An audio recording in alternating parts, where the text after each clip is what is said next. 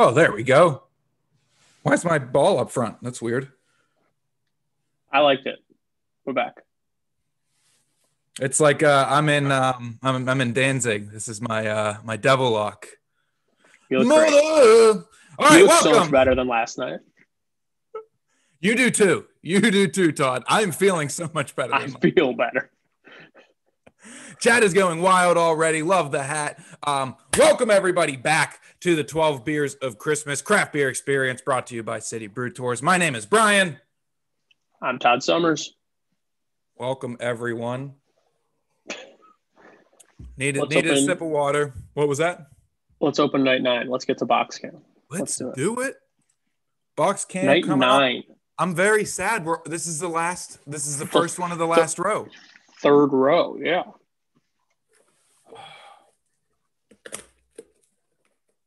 All right, what do we have here? The license plate says fresh, and there are dice in the mirror. The details, Brian. Woo! Where's the dice in the mirror? On the side. Oh, okay. How about that? We have a wonderful Pilsner from Common Space out of Hawthorne, California. This is their fresh Pils of LA. And I knew we had a Pilsner coming tonight. Todd, spoiler alert, I think I might have tipped my hat to this. I know the beers that are in this box. So I grabbed my most ridiculous glass, which I believe is a Pilsner glass. Is that a lava lamp? It is a lava lamp. Yes. Take that from 1994? No, there's a lava lamp inside of a brewery here called Dancing Gnome, and this was one of the glasses that they did to honor their lava lamp that's in there. So, good evening, everybody. Todd, what are we getting into tonight? Well, we teased last night that we were bringing on a very unique fellow who has his doctorate in the history of beer. Through a series of wire crossings, our good friend, Boston beer guide, Malcolm, he's up in Maine. He doesn't have wireless internet there. I don't even know if he has hardwired internet. So we brought someone we find to be equally as interesting. His name is Chad Brodsky. He is the founder and CEO of City Brew Tours. I heard the lead. He is a Cicerone. He is a father, a new father. And so what we're going to do tonight, we're going to talk to Chad about the Pilsner in general and this Pilsner. We're going to learn about being a Cicerone and get into some of the history of City Brew Tours. Chad? Yes. Let's see it, buddy. Oh, we're going to intro Chad. Oh, is that my intro? Yes. Can everyone hear me? This is always the worst on my Zoom calls. It's just, are we good? Yes. I'm so proud of you, Chad. Yes.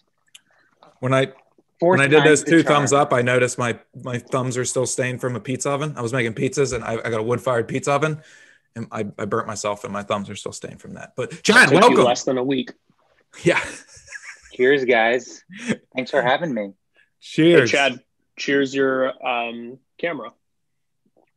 I'm not cheersing my camera because every time I cheers my camera, I become very, very blurry, and then I'm blurry for the entire Zoom. So we're not going to go that way. I've learned from my mistakes. Doesn't happen to me. Bit of housekeeping before we really get into things and get to know Chad and this Pilsner. Why is my ball in the front again? I don't know. I put it up there for the joke and I can't get it out. Saw some love for Dancing Gnome in the chat. That's wonderful. Express your opinions in the chat. We want to hear from you. Keep your banter in there. Your opinions about this Pilsner. Your opinions about favorite obscure Pittsburgh breweries that like 10 people in the chat know about, and keep your questions in the Q&A. As always, we have a wonderful chat moderator with us. Everybody say hi to Kate. Hi, Kate. Hey guys.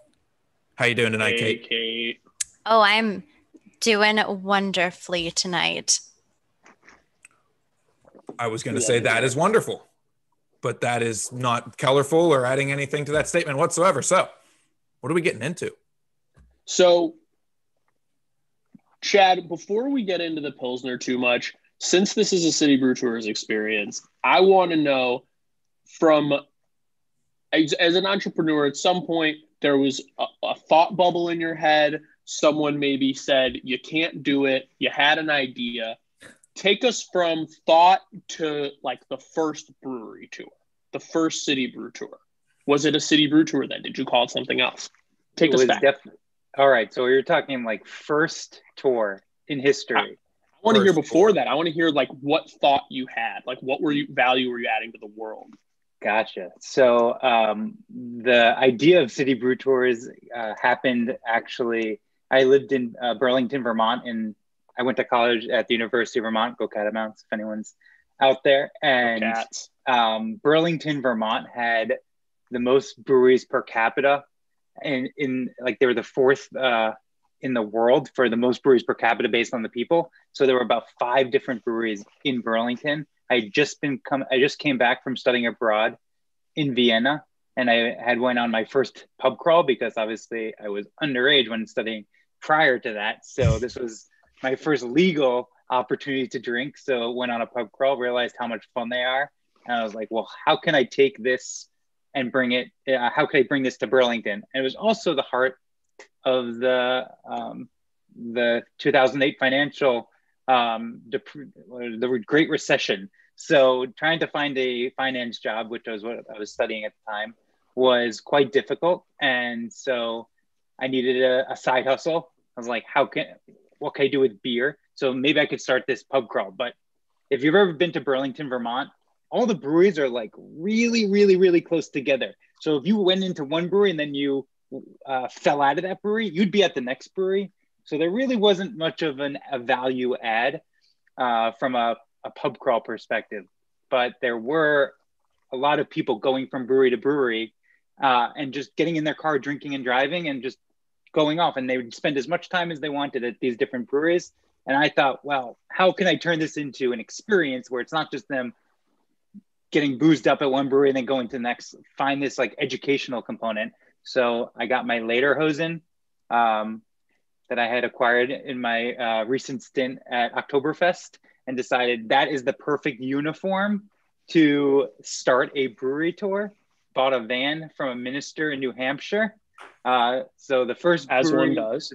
First beer van used to be actually a church van, and said, okay, I think I'm ready to start running tours, and just started flyering all of Burlington. That's amazing. I have heard numerous stories about the first ever brewery tour. I have questions about that, but want to get into chat is going nuts right now. Lots of love for Pittsburgh breweries, so I have to talk about it. Shout out to Hitchhiker, shout out to Spoonwood. Lots of love for Pittsburgh breweries. Lots of love for the can art on this Fresh Pills of LA too. Lots of cool stuff on there. Let us know what else you think. Tasty Pilsner. People are loving this. Lots of love for Vermont too. So chat is just going crazy. Love the energy in the chat tonight. Thanks for coming back again and bringing it, chat. I know last night someone asked like what specific yeast strain. It says it on the can on this one, which is not the most common ingredient you'll see listed on the side of a can. So wanted to give a shout out to Common Space for that. And I also have a follow-up on last night. Somebody asked at the end if they were trying to reproduce last night's beer, what kind of yeast would you use? I looked it up. It's Belgian Abbey yeast, White Labs 530 or Y Yeast 1214 for all my beer nerds out there. Might want to type that out for someone, but yeah, that's great. So Chad, you buy a van from a minister, you've put flyers all over this town, and is the model that you're targeting college students and you're like, let's get them on this bus and take them to breweries? Or are you looking for tourists? What was the goal? Like, were you trying to showcase breweries outside of, and for people who don't know Burlington, little town, no cars on the main street. So downtown Burlington is sort of the center of where everything is, but there are breweries on the outskirts. So was your plan to get people around the outskirts safely? What was the goal of the first tour? I was just thinking like guerrilla marketing. Who's this weirdo wearing lederhosen running up and down the streets of Burlington, telling them to get into the van down by the water or river or whatnot? Yeah. Chris Farley reference. And so typically people on Church Street on the weekends were tourists. So that was probably the most popular in the beginning for who was going on, who decided to take this weirdo that's wearing lederhosen up to come on a brew tour. That's great. And so throughout your journey as a small business City Brew Tour owner, you have become a cicerone, and we'll talk a little bit more towards the end about like some of the currents. There's a question about expansion, which we'll definitely get to down the line. But I think now is a good time to talk a little bit about, as a cicerone, you've learned a ton about beer. I imagine you know infinitely more now than the day you bought the van from the minister. So let's get into the Pilsner. I do have to give a shout out to Vermont UVM, because one of the electives that got me into beer was actually brew your own beer class. It was literally an elective. Like, you could take a gym class or you could take a beer making class. And so it's the most Vermont thing ever. It was the three classes everyone would take was beer making, a class called A Bug's Life, and a class called Personal Health. And it was them all. Yeah, it was great. All right, so to get into the Pilsner, are we talking this specific Pilsner, or are just Pilsners in general? Let's speak about Pilsner. Give us the overview of the Pilsner. Yeah, what makes down to this Pilsner? I'm a brewer. How do I make a good Pilsner? What am I looking to? What's my end result? So let me first get into like the history, because the Pilsner is like this. When the creation of the Pilsner is a life-changing moment within the history of beer. So it wasn't until like in 1842 was a guy named Josef Groll, and who was it was in Bohemia. So it was actually in Pilsen, Bohemia, which is Czechoslovakia, or the Czech Republic. So that's where this beer originated from. So we're not drinking.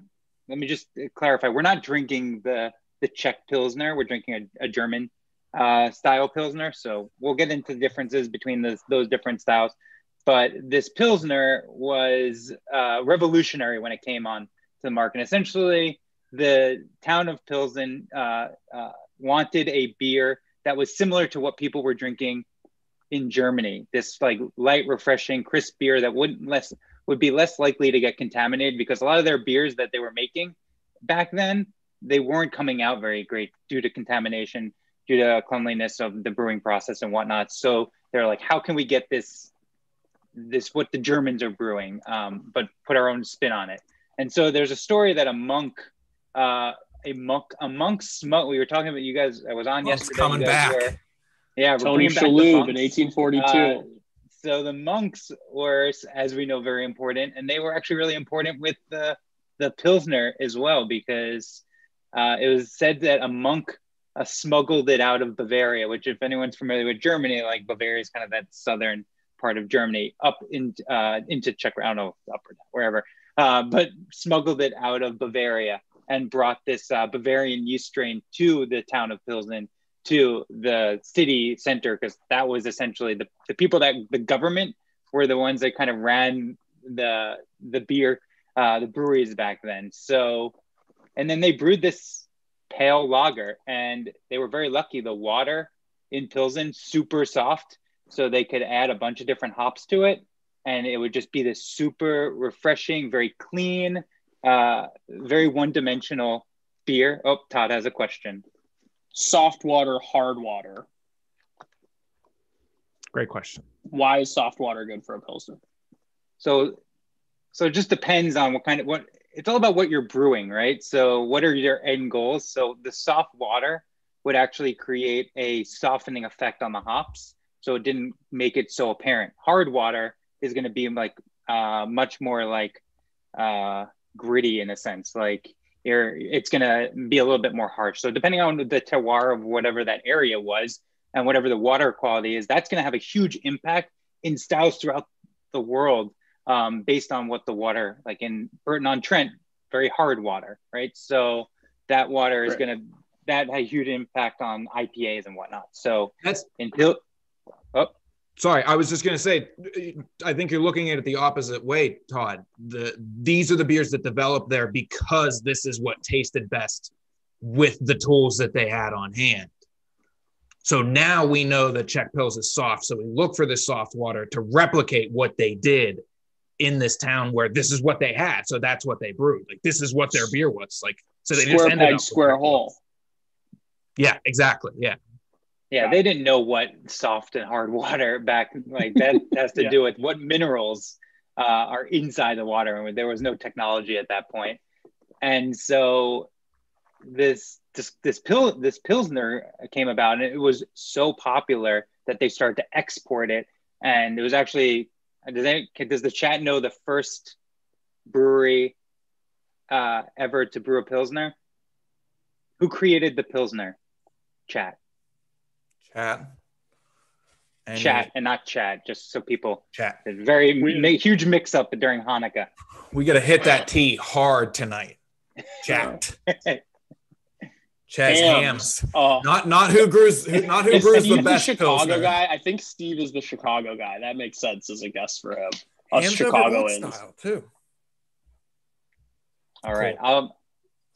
Let us know. Oh, Andrew nailed it. So Pilsner Urquell, that is the first brewery to have developed this Pilsner recipe. So a true Pilsner would be from Pilsner Urquell. So that beer, like I said, it was a life-changing moment within the development of beer in itself. I don't know if this is a chat question or if I want to ask you guys, but what percentage of beer that is sold globally is a Pilsner? Chat, feel free to also answer. But does anyone have any guesses? What percentage of beer is Pilsner? I think we got. Yeah. Andrew with a very specific guess. Yeah, 20% from Steve, 85% from Patrick. Andrew with 30. Yeah, what? Rounding that up. Yeah, that's a 30. Wait, what do you round? You round that up? You don't round that down? 37. I was gonna say 37.3. Okay, 805. That is not. That is not possible. 30%, 50%. I believe 70. The correct answer. Chad, what is it? So it's approximately 90% of beer consumed globally is some interpretation of the Pilsner. So I'm going to throw it. I'm saying American Pilsner, German Pilsner, Czech Pilsner, anything in that pale lager category. Shout out to Lynn. Shout out to Jason. So Lynn nailed it. Jason nailed it. 90%. Isn't that crazy? That is so much beer. I don't know the number of how much beer is consumed globally, but that is a lot of Pilsner. It's 90% of it. I'll tell you that much.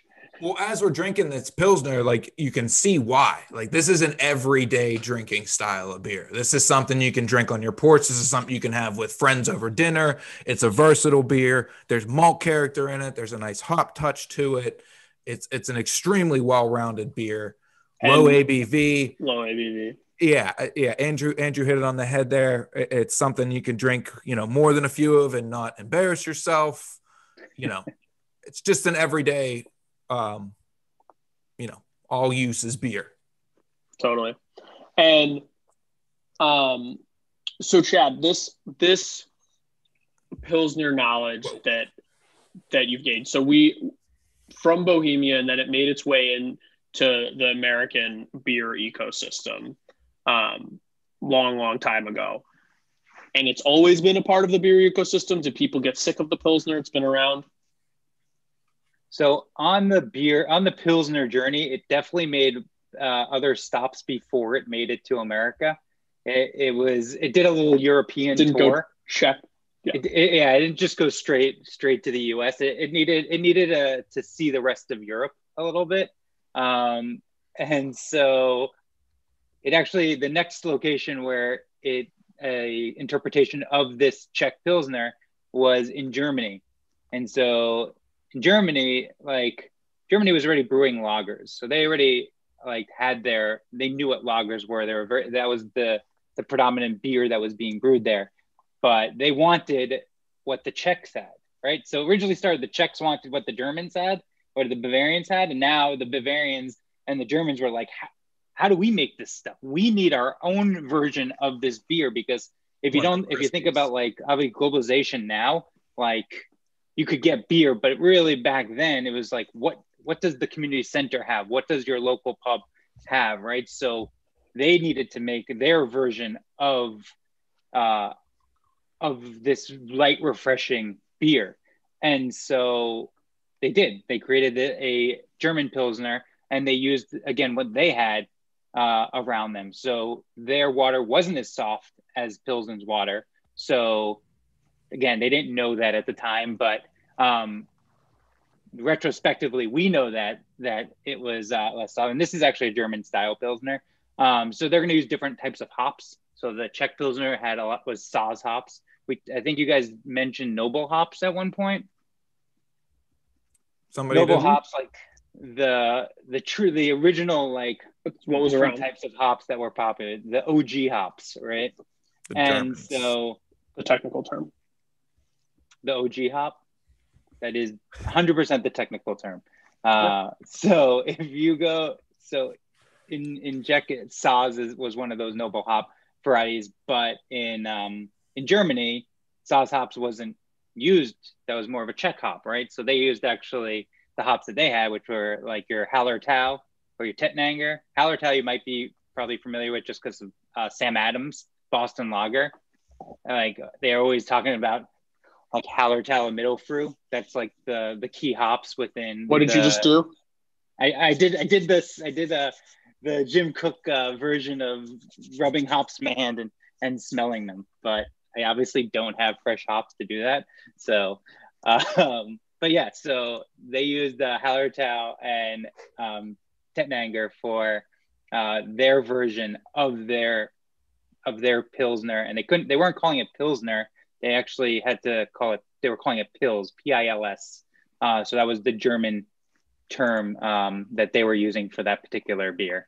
It's also a bunch of there's other a little bit more hoppy, more spicy due to those types of hops. It's gonna be lighter in color. So they obviously took their interpretation of what they wanted from this beer and then made it their own. And then it made its way to the Netherlands and did some more Poland. It made its way throughout throughout Western and Eastern Europe, and then finally it made it to the U.S. Yeah, and then an executive from Miller was having a Pilsner in the Europe and said we should make a beer like this in 1973, and then the world changed because that's how American Light Lager was born. But what was amazing to learn is because in their goal of recreating the Pilsner, Germans created other types of beer styles that are super popular, like Helles's. A Helles was actually an origination of trying to make the Pilsner. Dortmunder lagers, again, similar. They were doing it to try to recreate this. So they were taking what the Czechs did and then trying to make their own, and in the process, making styles that are super popular and have become more popular because Pilsners became so popular. So because the Pilsner, this pale lager, became so popular, now anything similar to the pale lager, like Helles's, Dortmunders, lagers, those all became popular too. So it's very back and forth, like kind of like a ping pong game of sorts. That's so funny that I went into the Miller Lite analogy. Americans were inspired by Pilsner and they came up with American Light Lager. The Germans were inspired by Pilsner and they came up Helles, Dortmunder Golds, and like, oh, that German engineering. I heard a very good way, I can't remember who said this, but a good way to describe the difference between German Pils and Czech Pils is Czech Pils has soft edges and German Pils has a little bit harsher edges, a little bit more bitterness, a little bit more upfront, a little bit more punch to it. And so in that vein, Brian, Chad, this Pilsner, Cicerone Chad, what is this Pilsner? Should it be hazy? Should it be super boozy? Should it have a really heavy mouthfeel? What are we looking for in this Pilsner? If you're looking at like true BJCP style guidelines, which is beer judging certification professionals, like I think you guys talked about it at one point, BJCP possibly. So you're going to look at something between the 4 and the 5% alcohol range. And I'm pretty sure this, I don't know, what's the ABV on this? 5%. Nailed it. So it meets that style guideline. The color, you're going to look at something definitely not hazy. Your Pilsner should never be hazy. if you see a hazy Pilsner, walk out of that. Well, you're not in a bar most likely, but throw that beer away and get another one because something's wrong with that beer. But it should be very light in color. And also the bitterness can be not going to have any bitterness, just a tiny bit. If you're thinking about like IBUs, International Bitterness Units, which is how we measure how bitter a beer is, it's not going to be more than 20. So we're going to keep that really low on the bitterness. And I would say, again, like for a German inspired Pilsner, this is spot on with all of those different components. If you just get the nose, you kind of get this is a good example of like getting that, if you're trying to figure out what like noble hops smell like, so this has Hallertau and middle fruit hops in it. Kind of get a little bit that spicy note, but then you also get a little bit of the bready biscuitiness from the type of malt that they used. Yeah, I could drink this Pilsner as frequently as I drink Pilsners. Oh yeah, and I feel like I need it after the Imperial, and then the Double, and then the and now I want something a little more refreshing now. New year, new me, I'm ready. This is part of your fitness journey. You've sworn off Imperial Stouts and you're just drinking Pilsners. No more Imperial Stouts for the rest of the year. So, Brian and I, we're hazy IPA guys. I know Brian likes more style. I like hazy IPAs. I have noticed recently, Brian as well, more breweries have Pilsners in cans and in draft lines. It seems like craft breweries, not the 90% of the world's beer breweries, are putting Pilsners on. What do you think what do you attribute that to? Why are they showing up in these places that have made other styles? So for me, what I believe is happening, I really like German lagers now. I went from like, it's kind of like this ebb and flow of what I like, essentially, Flemish sour reds, and maybe I want Goses, now I want IPAs now. And so now I'm in like the German lager phase. So like, give me a Dunkel, give me a Bock beer or something, give me a Pilsner, a Helles, a Marzen, something malty and easy drinking. And I think that's kind of where it's a twofold question, because I think first it's a skill, it's a showcase of their skill. Definitely. So that is one of, I think, the most important things. If you go to a brewery and you drink a Pilsner from that brewery, or you drink a Helles from that brewery, a Vienna lager from that brewery, and it's clean, because there's nothing to hide behind in a Pilsner, right? It's so one-dimensional that any like diacetyl, any like off flavors are not going to be, you're gonna see them, right? There's no crazy hop profiles like juicy to hide behind. So that's one thing. And then the other thing is that I think the brewers just want to drink them, right? Like, after you brewed all day, do you want an Imperial Stout to drink to like finish the day? Maybe if you had a really shitty day and like one of your hoses burst and like in the heat exchanger in yourself, and you're like, fuck.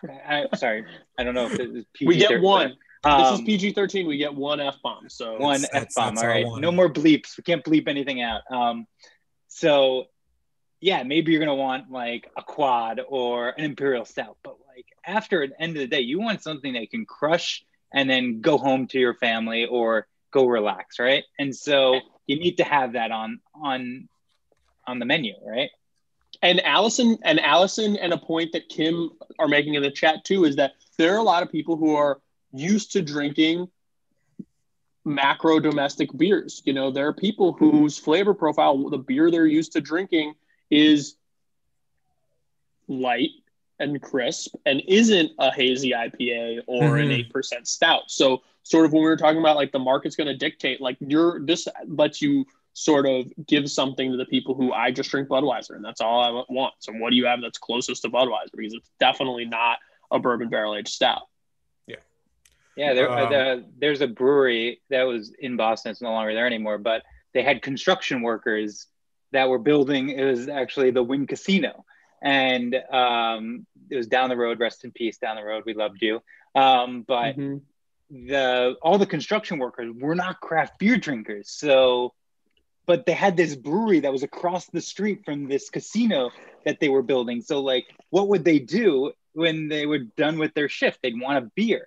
So they would go to the first place that had alcohol, and that was the down the road brewing company. And so they needed to have beer that would meet that clientele's what they wanted. And clearly they were used to drinking macro beers that were in, and so they needed something that was going to be light and refreshing. Yep. Like Andrew says, meet the market, know who you're selling to. You're not going to get, everyday drinkers into craft beer with an IPA. So, Chad, we definitely want to finish up by talking. There's a lot of questions about City Brew Tour, so we want to wrap up with those in a second. But just want to hit a couple notes in the chat. Z-Man asking, Pilsner's a little more bitter than Helles, right? That's typically, especially German Pilsner, is going to have a lot more hop character in it. Kirk asked, don't the big boys use corn instead of barley? They do that. That is a cost restraint thing. What was that? And rice too, right? And rice too, yeah. Budweiser famously uses rice. However, a cool anecdote about that, when brewers first started brewing, German brewers especially started first brewing in America, they found our barley had more protein in it. They didn't know there was more protein in it, but they got cloudier beers out of it. And because corn had less protein in it, they would add corn into their beers so that they could get clearer beers early on. Eventually, we developed our barley growing skills and adapted European barleys to the United States and got clearer beers out of that. But we did use corn early on for clearer beers. Now it's used for cost concerns. But let's get into some City Brew Tours questions. Mark asks, expansion. Are we covering possible expansion into the Midwest possibly? What are our plans for 2021?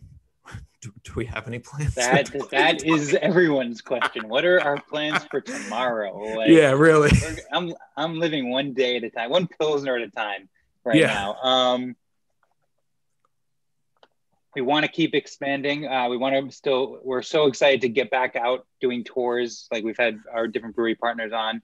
They want us back in there, but it's still like we're kind of still waiting for things with COVID, obviously, to work things out. And so, but yeah, we have expansion opportunities, whether it's us opening up new cities. We also have franchising. So if you love craft beer and you want to make it a not just a passion, but actually a sense of freedom from a regular 9-to-5 job, we do have franchising. So if you think your city has what it takes to showcase your craft beer scene, please reach out to us. But send me an email. We're not sure exactly what cities at the moment that opening. Yeah. And we're always looking when we're looking to reopen this year, we're following those local guidelines. So look for that stuff as it changes. And question about bike tours. Greg said, have you ever thought of doing brew tours on bikes? I've led a few friend brew tours on bikes in Pittsburgh, and they were loved by all. Those had to have been people that really like biking, because Pittsburgh is so hilly that you were going to get a workout biking to different breweries. And if it rains, doesn't it rain like every day in Pittsburgh, Brian? I believe we are the city, the American major metropolitan city with the most precipitation. We pass Seattle. Sweet. I'm proud of you guys. Yeah. We have a bike tour in Montreal. So City Brew Tours Montreal has a bike tour. So we're trialing it out in Montreal. They're awesome up there. And so the breweries are awesome up there. So once we can, I don't know if we can go back into Canada. I don't know if US Americans can get into Canada at the moment, but once they can, we'll get a good idea of how the bike tours are working. But that's our demo market for bike tours and beer. Speaking of tours, we should give a shout out to Chad. Do you want to tell the story of how this beer ended up in our box? So We do not have a tour in LA. If you go to our website, however, we do have friends in LA. LA Beer Hop is a brewery tour that offers brewery tours in the LA area. And so when we had during transit a situation where 80 cases of a beer that we were hoping to have in the box wasn't able to make it in there due to some issues with the transportation company, we needed a fix immediately. And we reached out to our friends at LA Beer Hop, and they were able to save the day in flying colors to get us Common Space. We're super excited about it. So thank you, LA Beer Hop, for helping us. And if you're in LA, go to Common Space. Their beers on tap are expansive in terms of list of styles from all accounts, and everything is delicious. So, yep. Like all of our brewery partners, we encourage you to go. Tell them we sent you. We love all of these places, and obviously right now tough times for them, but hopefully. Guys, there's an HR question in the Q&A. No, there isn't. And I can answer that. There was an HR question. I was like, I don't know the answer to that. So hopefully Brian does. The question is, how many full-time employees do we have? I just want to say one thing. Chad, can you guess? That's fun. One of the reasons also why we built this box was to help support the breweries, because the breweries obviously were struggling with their regular business. Like, we would be bringing in, last year we brought over 25,000 people to these different breweries across the different, and so their entire taproom business just disappeared overnight. So we were also thinking, how can we help support some of our brewery partners by buying beer? And like, obviously, I can buy as much beer as I can drink, but that's not really going to make a difference. So we kind of put together these Hanukkah and Christmas boxes as a way to also help out some of our brewery partners that were struggling during this difficult time. Guys, we're a small company. We have 16 full-time employees and 27 and a half full-time equivalents, because I'm working on that PPP stuff. Appreciate you, Brian. Wait, did you say 27 and a half? Yes. Full-time equivalents is when you take all the hours that all your employees work, and then you divide it by what would be a full-time employee's worth of hours. So you could end up with a half of an employee. This has been your HR corner for tonight. And if I had my music playing, I would have played my little sting from the other night. That is a concept that just I truly don't understand. I'm so happy I didn't watch the numbers drop as I started to talk about FTEs too. You guys are a loyal bunch, and I really appreciate that. I love how Steven had to leave his living room and go down to the basement to be able to partake in this craft beer experience. We appreciate you, Steven. That's dedication. Dedication. Yeah. Stephanie asked if there's any plans for a future presentation series on the 10 beers of summers. That might be like a Todd pushing some legal boundaries for like our company's trademarks, but there are definitely. And someone asked at the beginning of the show last night about like our plans for this sort of content and beer moving forward. And I think the short answer is like, yes, there will be more of some combination of us on the internet talking about beer that we've sent you. Do we know what that iteration will be? Not yet. But probably throw your ideas in the chat. Sell it to throw chat. your ideas about what you see the next version of subscriptions, like analog and digital experiences like this. Yeah. I want to answer Andrew's two questions. First, I want to answer Andrew's question. Can you do a podcast like a museum tour? We don't know if we're going to do a podcast like a museum tour, but we are debuting or have debuted our nationwide brewery tour. January 6th, we are debuting our nationwide brewery tour, where we have worked with some of our partners to kind of provide a similar experience to what we do in person with people, where we're taking you behind the scenes, teaching you about how brewing is done on a professional level, and teaching about the stories of our wonderful brewery partners, And then also, I think you two might know a little bit about this. Will cloudy beer go bad faster? Wine turns to vinegar. What does beer go to? Do you guys know anybody that knows anything about beer and vinegar? Well, we did have a guy during our Hanukkah experience. That took me a second, Brian. Chad and I did the Hanukkah content, and we interviewed someone who works at a brewery in Pittsburgh, and his side hustle is a vinegar company. And I don't think that gives me the knowledge to say that cloudy beer turns worse or goes bad faster. I don't think the optics of the beer, like the SRM, I don't think that affects the longevity of the beer. Again, beer, the dangers are light and oxygen. Causation is not correlation. And yes. So what you're most likely is hazy beer is super hoppy, and super hoppy beer needs to be consumed faster because the parts of the hop start to degrade much quicker and creates that what's it called? A cheesy taste or a feet taste. So if your beer ever tastes like feet or cheese, that has to do with the hops breaking down in that beer. Okay, yes, yum. You need to be a cicerone you need to have a cicerone to tell you, hey, if your beer tastes like feet, it's probably not good. As a beer nerd, I have to seriously answer Andrew's question. I can't let it not go away. Can't let it go away. Yes, Andrew, beer will turn into vinegar, specifically beer with acetobacter in it.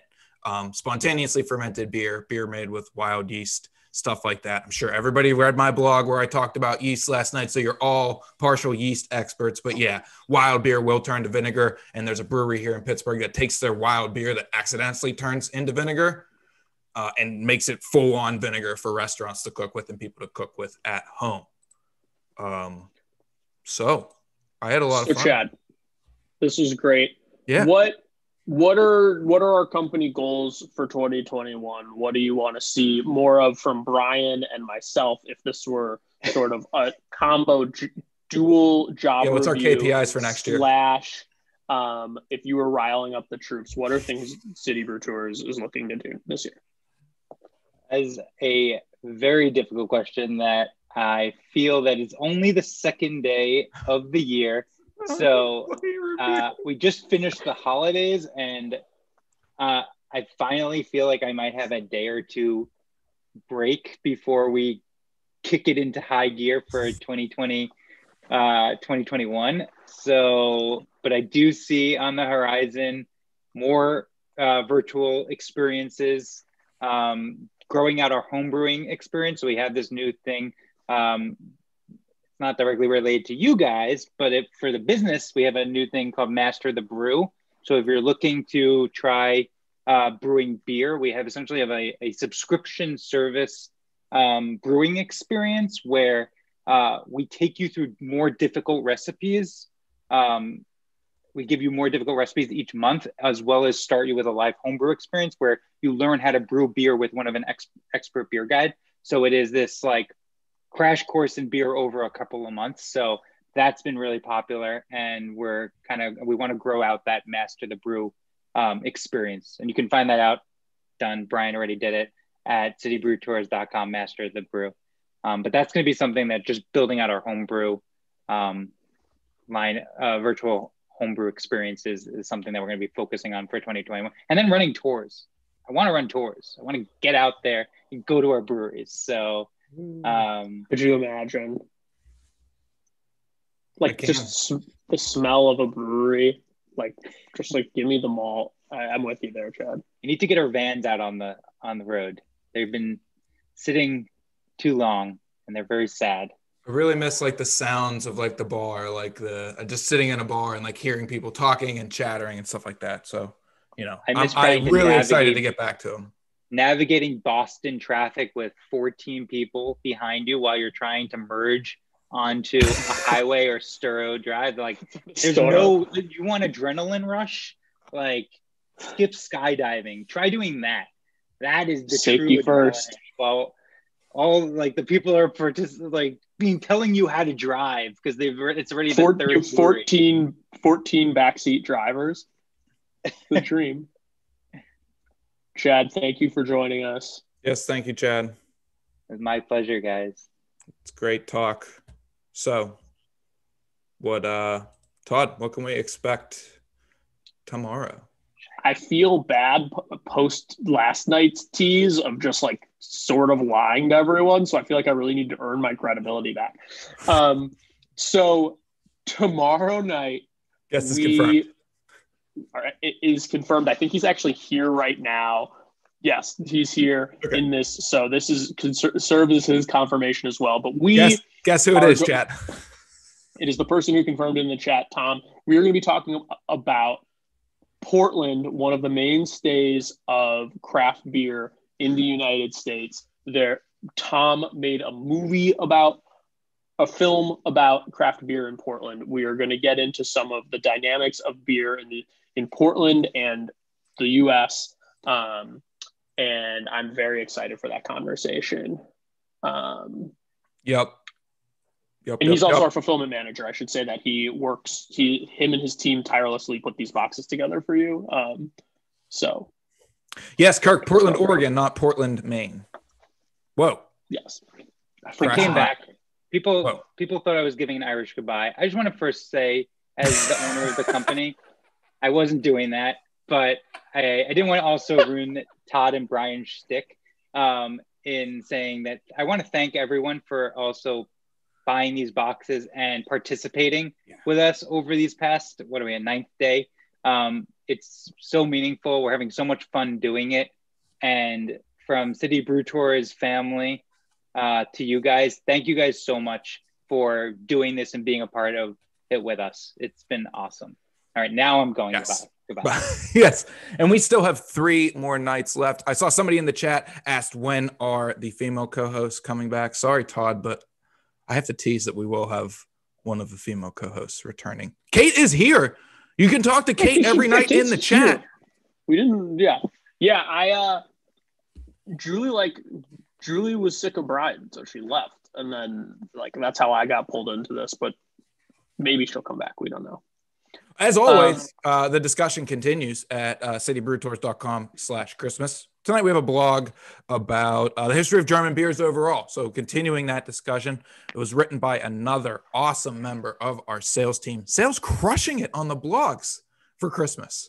Matt, also a big fan of ski season. These are my people. They are your people. Todd. My team. Todd. These are my people. Yep.